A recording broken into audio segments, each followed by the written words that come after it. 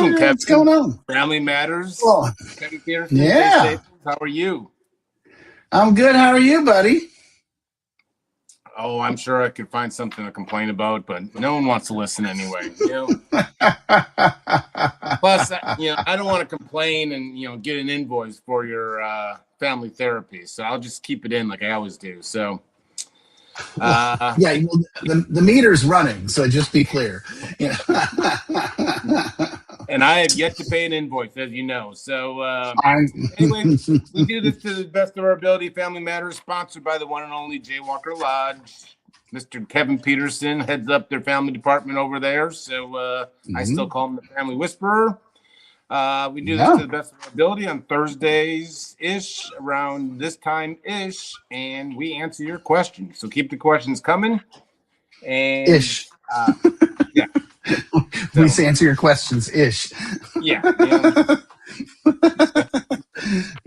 No, that's not a misleading, Kevin. That's not, we're trying to look professional, but all right. We answer your questions with all sorts of incredible and integrity. All right. And if we get too uncomfortable, we just kind of switch mid sentence. So anyway, all righty, we did it to the best of our ability. We did. We got a couple comments that were DM'd to me, and we can touch on it. But basically, it was saying we were talking about. Sometimes facilities may or may not. We didn't come out and say may, or we say may not, but we just put it out there that treatment facilities may or been maybe preparing people for second, third, fourth times around. But so the question, well, basically, it's a flat out question. I don't need to paraphrase, but. They were saying, are you guys saying there's a financial incentive in keeping treatment episodes instead of long-term family integrated care? Are you saying there's the financial investment in keeping or having clients and families return to you? So on paper, yes, there is a financial investment, but like I said, I don't think there's a guy in the back who's got an evil genius plan of, hey, what we can do, and and I think the thing, I'm going to sort of sidestep this because I'm a therapist, and that's not a therapy question, and I want to stay in my lane. Okay, I've been thinking about this since our last talk. I was like, ooh, I think I might have steered out of my lane a little bit there. Welcome to my life. Yeah. So here's where I come from, and let me stay in my lane.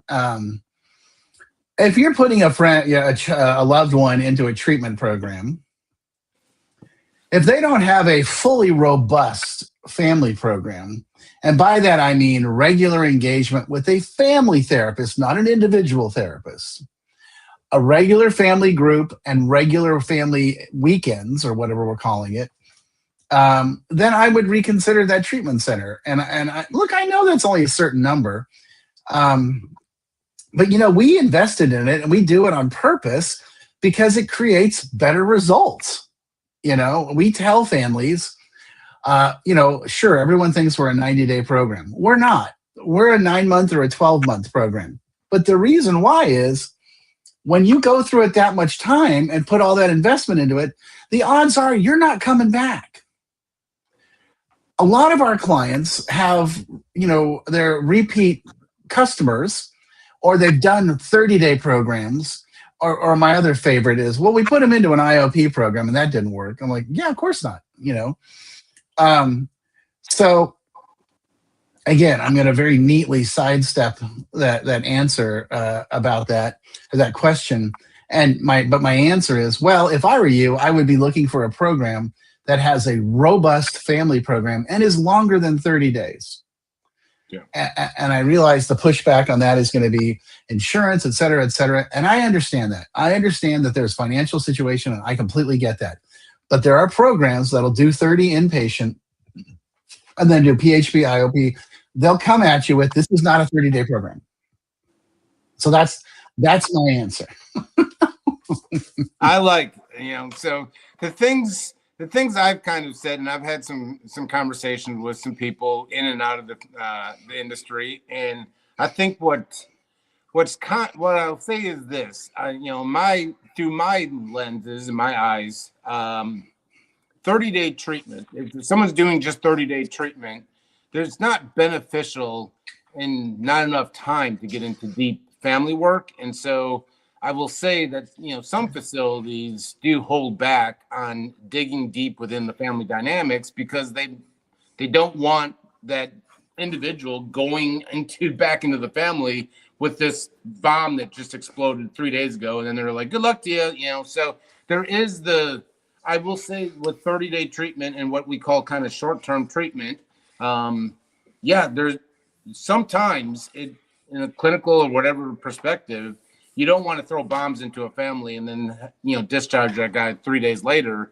That's causing more damage. So I would say the 30-day places, would have to pick and choose. Sometimes they can't get into that deep finance, the family sculpting or anything like that. So look at you dropping the family sculpting. Well, a bunch of guys came to Tennessee, so I had dinners with a lot of, and all they would talk about was family sculpts. So a little Virginia satire action there, baby. You're digging into that's my goods. That's my stuff. So here's the thing, and so we can put this to bed. But yeah.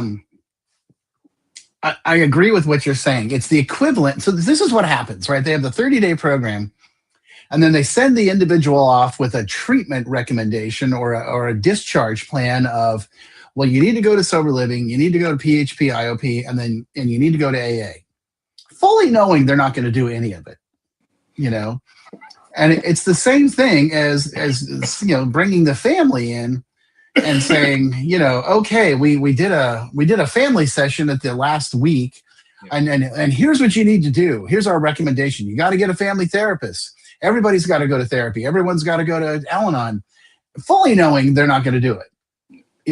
And so to me, that's a little disingenuous. I really feel like, I know they're trying, but it's like, my position with the families that we work with are always like, well, when do we start doing real family therapy? I'm like, oh, your person isn't anywhere near ready. We want them focused on them. Because the moment they start talking to you, they're going to be thinking about home and how they owe you and the shame. And it's like, no. We got to get them hard sober.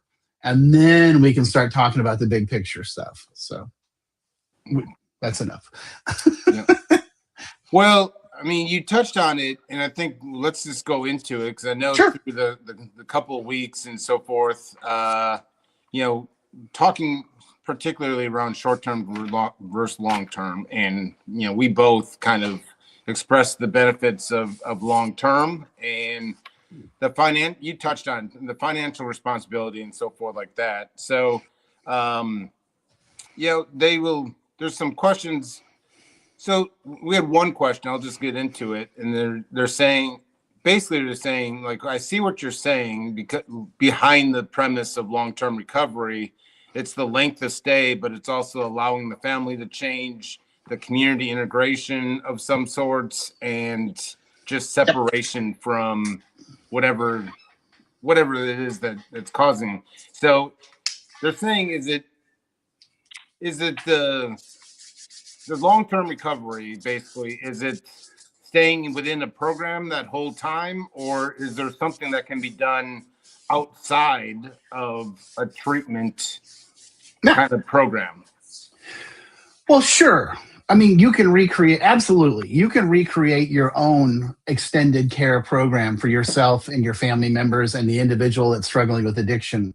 Absolutely. No questions asked. It's going to take a little bit of effort and time to find a family therapist that understands addiction and codependency. You have to find an individual therapist, maybe more than one, that understands addiction and codependency and trauma. You're going to have to, everyone's got to make the commitment, and everyone has to be digging in and focusing. I'm not saying you can't do it. it's a lot harder when it's you guys putting it together. And then like I have a curriculum for my families of homework, and I have this is similar to the curriculum that the guys have at Jaywalker. So when they come together, they're talking about a lot of the same stuff, and they're reading the same books, and they're talking about the same stuff, and that makes it really, we walk into the room ready to go. They're like, oh yeah, I watched that video. Like this family I saw on Monday, I assigned to them Jim Carrey's commencement speech. I don't know if you ever saw that. Yeah. Maharishi, it was freaking incredible, and I loved it. And so this kid was like, I just don't know what I'm going to do or what I'm going to, and so I made him watch it, and we had a really cool conversation about it, and so I think it's hard to put all the pieces together in a unified concept, and I think that's the big challenge. Plus, everyone's got to be committed, and when somebody's in treatment, they're committed. Yeah, the difference between being involved and being committed, Jay? Oh boy, what's this? And the bacon and egg breakfast, the chicken is involved. The pig is committed. So you gotta be the pig, man. You gotta be committed. So sorry. Was that your therapist hat? Was that the question? Is that therapy, or that was that's like an old AA wisdom thing right there, Real? God, I haven't heard that one. So I guess I got to keep coming back. Let me ask you. We always touch on it, and it always gets me every single time when I hear you talk, and we kind of bounce back. What would you? I don't know if there's even an answer to this, but I mean, you guys at Jaywalker, they do an incredible amount of family involvement. But what do you think treatment would look like if we treated, I don't want to say the family as the primary kind of client, but 1A. Well, what would you think treatment would look like? Well, I can tell you what it looks like, because that's what we do. We talk about how the client is the guy at Jaywalker. The customer is the family, and we take that really seriously. And because we know if the customer, if the family system isn't on board with changing, the guy doesn't stand a chance, He won't have any support. And I don't mean like they're against him, but he's just going to be out there by himself, sort of sailing across the ocean solo. And eventually he's going to freak out a little bit. But if you have the entire family system engaged in the process of recovery and education and therapy, all of a sudden, we're having different conversations at the dinner table, and Thanksgiving and Christmas and, dinner, those are different, right? They're not drunk fests, and they're more along the lines of, hey, let's all hang together and see how things go, and talk about things. And it's, I was telling my sponsor on Tuesday, we were having this really deep discussion, and we were laughing, and I said, I just came here to quit drinking. And you people made me start doing all this other stuff. And he's cracking up. He's like, yeah, I know, right? Amen. Amen. What the hell? But what would it look like? It would look like, okay, in a perfect world, we would keep our clients for a year, just no questions asked. And the families would be engaged, and it would be mandatory for everyone to be doing a little bit of individual therapy. We'd be, after a certain time, we'd be doing serious family therapy. To be totally blunt, a lot of times, let's say it's a guy in his 20s or 30s, what becomes evident quickly is we really need to be doing some couples therapy, not with him, because what's happening is the stuff starting to surface, right? And so that tends to be the bigger question.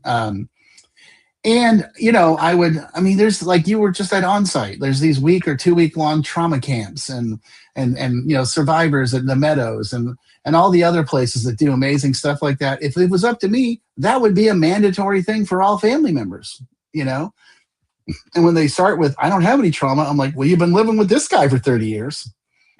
That ain't fun. So that's what it would look like. So I don't know what it is about you, but you trigger some. I got two questions. I think that we've skipped over probably months and months ago. This is all me basically, but Okay. we're a team. But it triggered. I mean, my memory, and so I got two. We'll start. Now I just forgot them. Oh, there's some people that have reached out to the course, and maybe it's because there's not an actual question, it's basically just a statement. But I'll ask you, Mr. Family Director at Jaywalker, how do you decide who's involved in the family kind of component and so forth like that? And because I will preface this by saying what caused it is there's some people, and I don't remember, but we can just say maybe an ex-wife, an ex, and or maybe a current, how do you, what's the decision that goes into who's all involved? Because some people may or may not feel left out. Like, why am I not part of this? I'm in his or her life. Yeah, no, that's a great question. And so, what we do, right? What I do is I do family sessions with the families. And they always ask that. I've got couple of kids in college. There's an aunt and an uncle, and da da da da da. And there's a cousin who's actually like his brother. And I'm like, absolutely. I would love to have them here. And they please bring them to the Thursday night meeting, our big family group meeting. But here's the thing. They got to do the homework. Yeah. This is not a show up and bitch session, or tell drama stories. This is show up ready to go. And, what are you learning? What's the how can you take your experience and apply it into the homework? And let me tell you, I can always tell who's not doing the homework, right? Because they show up and they're like, oh, well, yeah, I mean, it's good. I'm like, come on, what's good mean? It means I haven't done it. Okay, well, I want you to understand, how would you feel if the guy who's in treatment spending all that money said, yeah, I'm not doing any of this. I'm just hanging out. You'd be pissed. And they're like, yeah. I said, so it's kind of the same thing, and goes back to my saying, you can't expect them to do something you're not willing to do. No. Bottom line. Yeah. Let's call the guy that refused to do homework Jay, and just sits in the back. This brings back to my school days. Like, sit in the back and then start doing homework right before the class. Like, gotten pretty good at it. Here's something that hits home with me, being with kind of, let's just say, a treatment veteran. Like, I always had clinical envy. Like, I get stuck with a counselor, and then all of a sudden, like, I hear another counselor like lead a group or talk, and I'm like, I need that counselor. I don't know why I get stuck with, whatever it may be. And actually, any counselor of mine that's looking, you guys all did your job. Don't worry about it. I complain. But so the question from the family perspective is, like, I believe this family member had went through a family program at the said facility, and they were caught off guard by saying, hey, like, other parents talking about their client loves their counselor and so forth, and all they heard from their loved one was they hated their counselor, couldn't relate to the counselor and stuff like that. So I think the question was, are all, like, what goes when a counselor lines up with a client? Are all therapists, counselors the same? This is from the family. Are they all the same? And like, is it even possible that it's a luck of the draw, and like my loved one can go and get mismatched with the wrong counselor? Yeah, are all therapists created equal? And the answer is no, but that's on purpose. Okay, and so the way I can tell you the way we do things, and I really like the way we do things, is our guys come in for the first 2 weeks minimum at the landing, which is kind of like our inpatient environment where they really have a very heavy monitoring. Someone's always with them, 24/7. We have a psychologist there, Dr. Brian Daniels, who's phenomenal. This guy's absolutely incredible. And it's his job over the 2-week period to assess them and match them with the appropriate individual therapist when they transition to the lodge. So that's how we do things. I cannot imagine having someone walk into a short-term 30, 40-day, 45-day program, and then them just saying, you're going to work with Kevin. It's like, okay, who's Kevin and why am I talking to him? And, how do I know I'm comfortable with that? And so that's why I think you gotta have like a waiting period, right? There's got to be and in that waiting period, he's obviously talking to therapists, going to groups, talking to our psychiatrist, engaging. He's not just sitting there, but then once we establish, oh, you know what, this guy is an academic, and we have a therapist who's an academic. Oh, perfect. This guy's a surfer. Oh, we got a guy who's a surfer. Fantastic. This guy's married with children. Oh, we have a therapist who's married with children. It's really critical to take the time and make the match and really make that happen. Really make that happen. Now, I have to tell you what we hear. Then what we hear is he says he's not getting enough therapy. We always have primaries and secondaries. But I'll tell you what Dennis Bollinger, our clinical director, our chief clinical officer, says. The therapy isn't what's going to keep him sober. It's his engagement in the 12-step community and his peer community and creating that bond. That's what's going to keep him sober.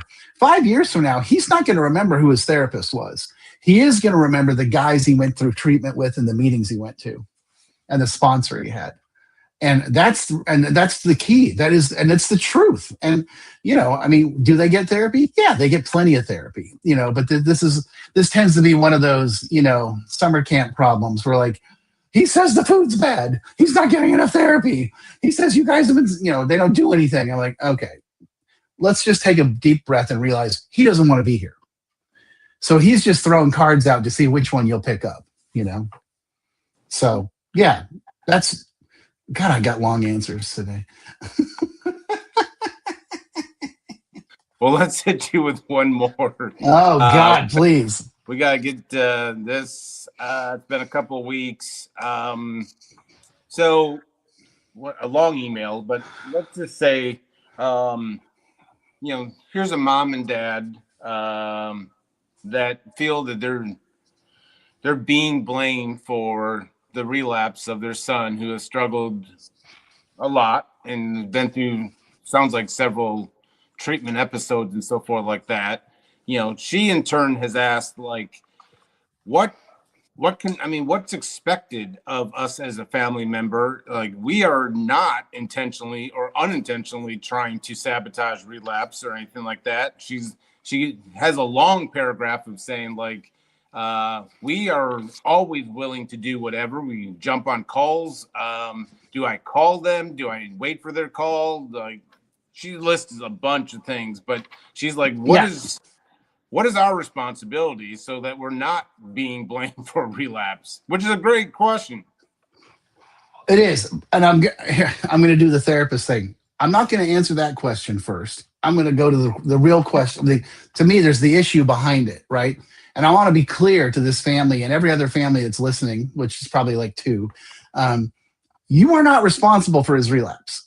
You are not responsible for his drinking. You are not responsible for his drug use or his stupid decisions or his stupid behavior. That is not your responsibility. That is what has to be stopped right there. And now we're emphasizing why the family has to get into their own recovery, because she's still assuming responsibility for his behavior. And as long as she's doing that, he'll do it. He'll be like, yeah, this is your fault. You need to buy me a car. I may or may not have said that, or, this is your fault and you need to pay my rent, or this is your fault. And that's hooey. That's just BS hooey nonsense. He needs to stand on his own 2 feet and get up and get crack-a-lacking, and get into the world. And so the answer, is how do you respond to that? How do you talk to them? This is where I think it's so important for the families to be doing the family work and the homework and reading and going to, 12-step meetings and doing their own therapy and learning strong boundaries. And let's be clear, boundaries without any sort of accountability are really just words, So when he throws that back at you, you can say, wow, I hear what you're saying, and I'm really sad to hear that you relapsed, but it's not my fault. And how, what, we're willing to put you back into treatment, or we're willing to, blah, blah, blah, blah, blah, but we're not going to take responsibility for your behavior and your actions. And that's really the bottom line, is that, we literally had this conversation this week with a family. I'm like, oh, no, no, no, no, no, no. And because they always are like, well, we want to do anything that's going to upset him. And I'm like, okay, time out, stop. That's the old system. We're all going to walk around on thin ice and make sure everything's okay, and I'm like, no, screw that. That system's over with, Now, you don't have to get mean, but you don't have to do that anymore. And that's the hard part for them, because it's years of them accommodating and learning how not to do that and pull back. So that's what we got to work on. Yeah. I will say, on the flip side of that is I know it happens, and so I'm not going to say the old wink, wink, but there's times when the facility is blaming mom and dad, and mom and dad may be buying that car or maybe whatever it may be, and they don't know any different, or so, so I have seen it, heard it, where facilities need to stop blaming families if they're not educating or kind of working with said family. So, the individual, I'll blame my family, whatever, or blame anyone other than me. But, treatment facilities it goes back to the family involvement. Like, you can't just ice out the family while and then start blaming, because they're buying them or paying rent or something. They don't know any different. Yes, exactly. And that's, you said something that triggered me, and I was like, ah! Okay.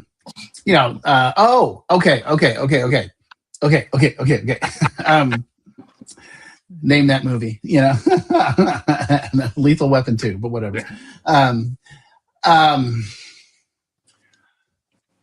There are times when the parents are actively working against our recommendations. So they're not responsible for the kid drinking or using drugs, but they sure as hell are responsible for creating the runway for that to happen. When they're not willing to follow our advice or say, hey, this is what we think he should do, and this is how we think it should go, that's okay. So, you're putting him in harm's way. Now, you have to assume responsibility for that. You don't have to assume responsibility for it. I always tell him, you're not responsible for his addiction. You're responsible for how you respond to it. And if you're going to respond by saying, oh, okay, go back into that same neighborhood, and we all know what's going to happen, Yeah. Well, I loaded you up. I got you worked up long enough, but take the rest of the day off. You brought it, but we'll do this next week. Keep the questions coming. Keep the statements, and if you don't think that you're offending us or anyone, let's talk about it. And we've gotten a lot of feedback that says we've gotten a lot of new viewers, I think, because there's a lot of should have came across to you earlier and so forth like that. So keep it up, Kevin. I will see you next week to the best of our ability. I'll be in Colorado next week, so it'll be